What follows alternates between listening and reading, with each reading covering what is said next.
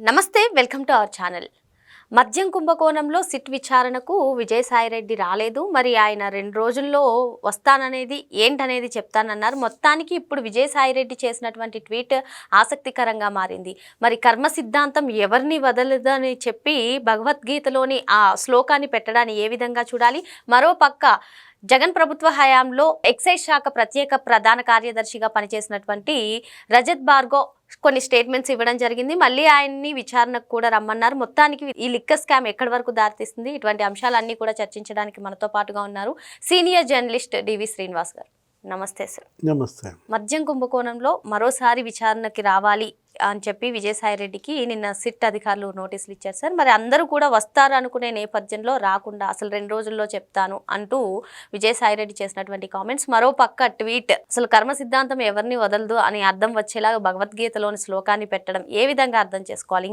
ఒక పక్క చూసుకున్నట్లయితే జగన్ ప్రభుత్వ హయాంలో ఎవరైతే ఎక్సైజ్ శాఖ ప్రత్యేక ప్రధాన కార్యదర్శిగా పనిచేసినటువంటి రజత్ భార్గవ్ నిన్న కొన్ని అంశాలు వెల్లడించినట్లుగా తెలుస్తుంది. మరి సిట్ అధికారులు ప్రశ్నించిన ప్రశ్నలకు కొన్నాటికి ఆన్సర్స్ ఇచ్చారు, మరికొన్నిటికి దాటవేసే ధోరణితో ప్రవర్తించారని, మరి ఆయనని ఈ రోజు కూడా రమ్మన్నట్టు తెలుస్తుంది సార్. విచారణకి ఏం జరగబోతుంది అంటారు? అంటే భయపడ్డా విజయసాయి రెడ్డి, భయపడ్డాడు అని గతంలో జగన్మోహన్ రెడ్డి ప్రెస్ మీట్లో చెప్పాడు.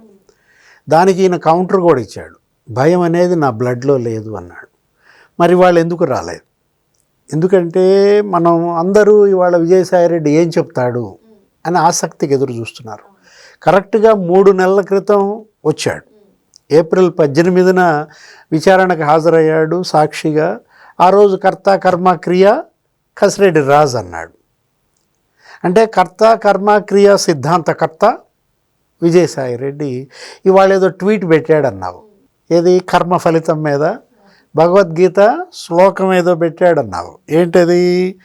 కర్మణ్యేవాధికారస్తే మా ఫలేషు కదాచన మా కర్మఫల హేతుర్భూ మాతే సంగో స్వకర్మణి. భగవద్గీత గుర్తొచ్చిందా? ఘంటసాల. అంటే కర్మలను ఆచరించుట ఎందే నీకు అధికారము గలదు, కానీ వాని ఫలితముల మీద లేదు. నీవు కర్మ ఫలములకు కారణం కారాదు, అట్లని కర్మలను చేయుట మానరాదు అని పెట్టాడు. ఏంటి ఆ కర్మ? మాకేంటి కర్మ అంటా నువ్వు? అంటే ఇవాళ ఈ కర్మ ఏంటి? అవినీతి కుంభకోణాలే ఆ కర్మ. ఏది? లిక్కర్, నాసిరకం మద్యం, విషం అమ్మారు, ప్రజల ప్రాణాలు తీశారు, 30,000 మంది పుస్తెలు దించారు, 54% కిడ్నీస్ దెబ్బతిన్నాయి, 52% లివరు దెబ్బతింది. 30 లక్షల మంది అమ్మా ఈ మద్యం యొక్క బాధితులు.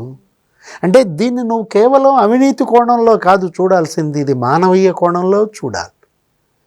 ఇప్పుడు మనం అంటున్నాం కర్త కర్మ క్రియ జగన్మోహన్ రెడ్డి అని ఇవాళ కుండబద్దలు కొడతాడు అనుకున్నాం. భయం అనేది నా బ్లడ్లో లేదన్నాడు కదా. అప్పుడు కసిరెడ్డి రాజ్ కర్త కర్మ క్రియ అన్నాడు. అది వాస్తవం, అందులో కొంతమేరే. అసలు కర్త ఎవరు? జగన్మోహన్ రెడ్డి. ఇప్పుడు కర్మ ఏంటి? 1,00,000 కోట్ల మద్యం, మరి అదే విషం అమ్మడం. క్రియ ఎవరు? యాక్షన్ అంతా వీళ్ళంతా క్రియ. ఎవరు?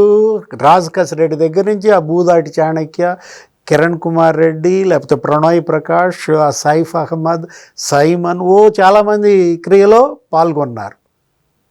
11 మంది ఆ క్రియకి బలయ్యారు, జైలుకి వెళ్ళారు కదా. ఎంతమంది జైలుకి వెళ్ళారు ఈ కేసులో? 11 మంది జైలుకి వెళ్ళారు. 3 నెలలు మనం అంటోంది. గత సిట్ విచారణకి హాజరైన సాయిరెడ్డి ఈ మొత్తం బయట పెట్టాడు. అప్పుడు దాకా నీకు తెలుసా కసిరెడ్డి రాజు ఎవరో? ప్రపంచానికే తెలియదు ఆ పేరు. ఎవరి ద్వారా తెలిసింది? సాయిరెడ్డి ద్వారా తెలిసింది. సాయిరెడ్డి ద్వారానే జగన్కు కూడా పరిచయం. అంటే జగన్మోహన్ రెడ్డికి పరిచయం చేసిందే సాయిరెడ్డి కసిరెడ్డి రాజుని. కానీ కసిరెడ్డి రాజు సాయిరెడ్డిని మింగేశాడా? అందుకని ఇవాళ సాయిరెడ్డి రాజ్ పేరు బయట పెట్టాడా? ఇప్పుడు ఈరోజు కొత్త విషయం నీకు, కసిరెడ్డి రాజు ఒక ఎలక్ట్రిక్ వెహికల్స్ ఇండస్ట్రీ పెట్టాలనుకున్నాడట.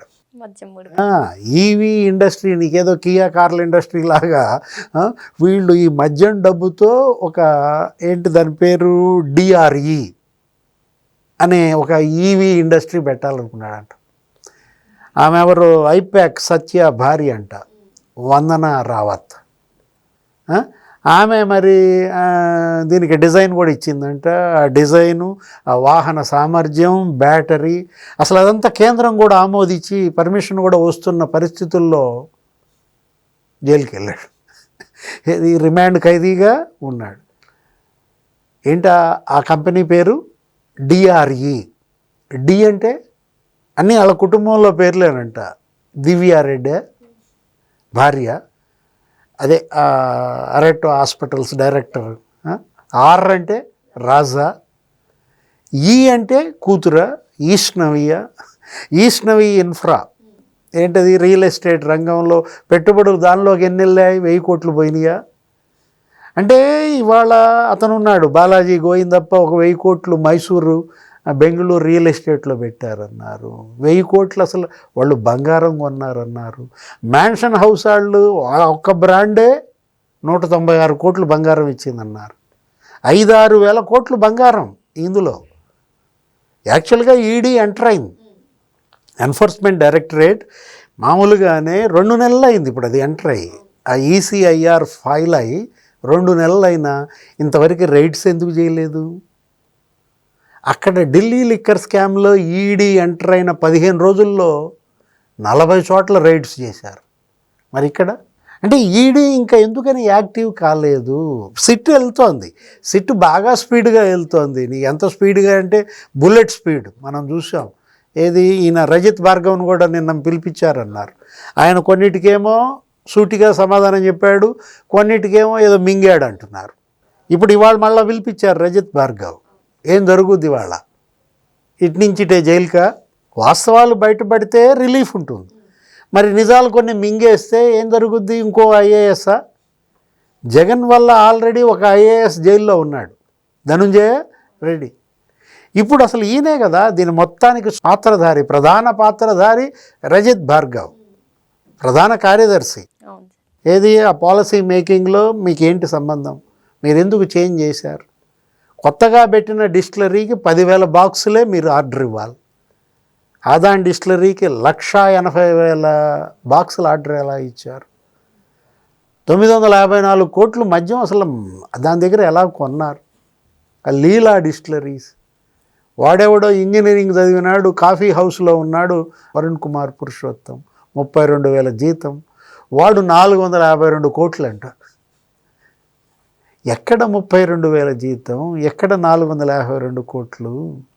లీలా డిస్టిలరీస్ అంటే ఎంతమంది ఏ విధంగా వీళ్ళు దోచేశారు. ఆ టాంజానియాలో చెవిరెడ్డి స్టీల్ ప్లాంట్ ఎక్కడ దాకా వచ్చింది? Food processing units. అది ఎక్కడ? జింబాబ్వేలో ఫుడ్ ప్రాసెసింగ్ యూనిట్స్.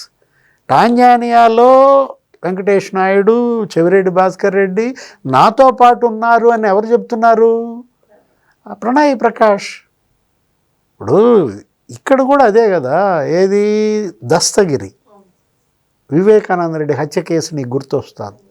A4 నేను నాతో పాటు వాళ్ళందరూ కలిసి చంపామన్నాడు. చాలా బలమైన సాక్ష్యం. ఏది? హంతకుల్లో ఒకడు అప్రూవర్గా మారి మేమందరం కలిసి చంపారు అంటే నీకు అది చాలా బలమైంది, శిక్ష ఖాయంగా పడే సాక్ష్యం.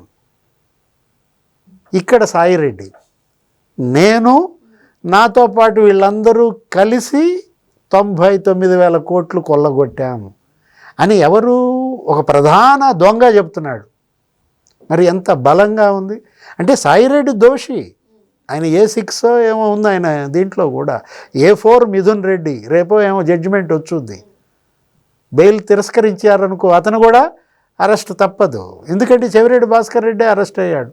సార్ ఇక్కడ ఇంకొక చిన్న డౌట్ సార్. 2 రోజుల్లో నేను విచారణకు వస్తానా లేదా అన్నది విజయసాయిరెడ్డి చెప్తా అన్నారు. మరి ఈ 2 రోజుల్లో విజయసాయిరెడ్డి జాగ్రత్తగా ఉండాలి, ఆయనకు ప్రాణహాని ఉందంటూ కొందరు విశ్లేషిస్తున్నారు. ఏమంటారు మీరు? అంటే విజయసాయి రెడ్డిని లేపేయటం అంటే మరి లేపేస్తాడా రప్పరప్పనా?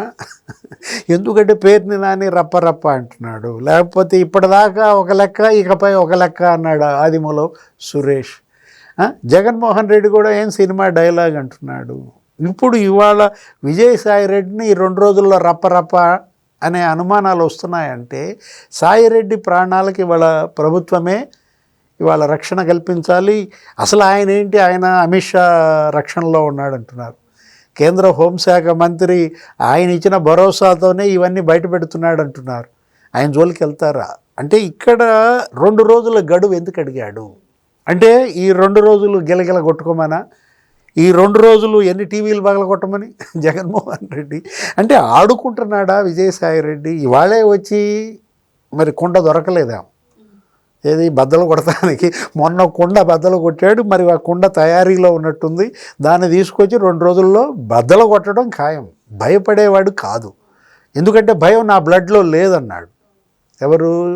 సాయిరెడ్డి భయపడ్డాడు అని జగన్మోహన్ రెడ్డి అంటే నీ తాతనే చూశాడు కదా, నీ తాతతో పనిచేశాడు. రాజారెడ్డికి రాజశేఖర్ రెడ్డికి భయపడినాడు, జగన్ భయపడతాడా? అంటే ఇక్కడ జగన్మోహన్ రెడ్డి జైలుకి వెళ్ళడం తథ్యం, కర్మ ఫలితం. అదే ట్వీటు ఏది ఇవాళ నేనెందుకు ఈ కర్మ అనుభవిస్తున్నాను అని విజయసాయి రెడ్డి ఆవేదన. మరి ఆ ఆవేదన ధనుంజయ రెడ్డిలో ఉందా, కృష్ణమోహన్ రెడ్డిలో ఉందా, బాలాజీ గోవిందప్పలో ఉందా? చేసుకున్న వాళ్ళకి చేసుకున్నంత మహదేవ. ఇదే కర్మ ఫలితం. శ్రీకృష్ణుడు అప్పుడు అర్జునుడికి చెప్పినట్టున్నాడు, ఇప్పుడు విజయసాయి రెడ్డి జగన్మోహన్ రెడ్డికి చెప్తున్నాడా? లేకపోతే సిట్ రాజశేఖర్ బాబు మొత్తం వీళ్ళందరికీ మరి భగవద్గీత బోధిస్తున్నాడా? ఏదైనా కష్టాల్లోనే మనకి భగవద్గీత గుర్తొస్తుంది. మరో అంశంతో మళ్ళీ కలుద్దాం. Thank you sir. నమస్తే.